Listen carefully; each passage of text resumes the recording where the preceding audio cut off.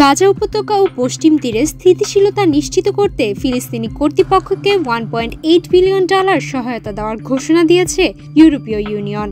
এই অর্থ 2027 সাল পর্যন্ত ধাপে ধাপে প্রদান করা হবে বলে জানানো হয়েছে। সোমবার 14 এপ্রিল এক ঘোষণায় ইউর পররাষ্ট্রনীতি বিষয়ক প্রধান কাজা কাসাল এ তথ্য জানান। সামাজিক যোগাযোগ মাধ্যম এক্সে দেওয়া এক পোস্টে কাসাল বলেন, আমরা ফিলিস্তিনি জনগণের প্রতি আমাদের সমর্থন বৃদ্ধি করেছি। এই সহায়তা পশ্চিম তীর ও গাজায় স্থিতিশীলতা আনার লক্ষ্যে ব্যয় হবে। তিনি আরও জানান, ইইউ দীর্ঘদিন ধরে ফিলিস্তিনি কর্তৃপক্ষের অংশীদার। নতুন এই অর্থায়ন অবকাঠামো উন্নয়ন, মানবিক সহায়তা এবং শরণার্থীদের সহায়তায় ব্যবহৃত হবে। বর্তমানে পশ্চিম তীর নিয়ন্ত্রণ করছে ফিলিস্তিনি কর্তৃপক্ষ আর গাজা শাসন করছে হামাস। তবে সম্প্রতি যুদ্ধ পরিস্থিতি প্রেক্ষাপটে ইইউ সহ পশ্চিমা দেশগুলো গাজার ভবিষ্যৎ প্রশাসনে ফিলিস্তিনি কর্তৃপক্ষের সক্রিয় অংশগ্রহণ চায়।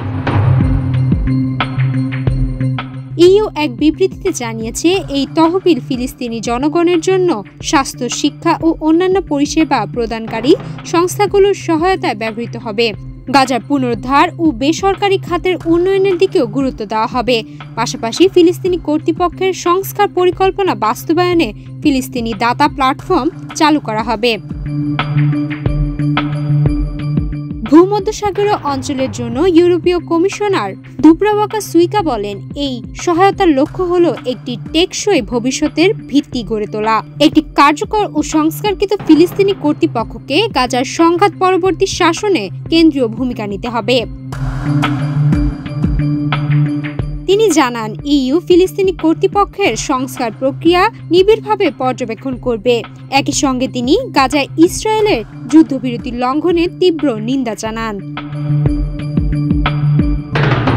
ইইউ এই পদক্ষেপ দুই রাষ্ট্রীয় সমাধান ও মধ্যপ্রাচ্যে দীর্ঘস্থায়ী শান্তির পথে একটি বড় অগ্রগতি হিসেবে দেখতে চাচ্ছে।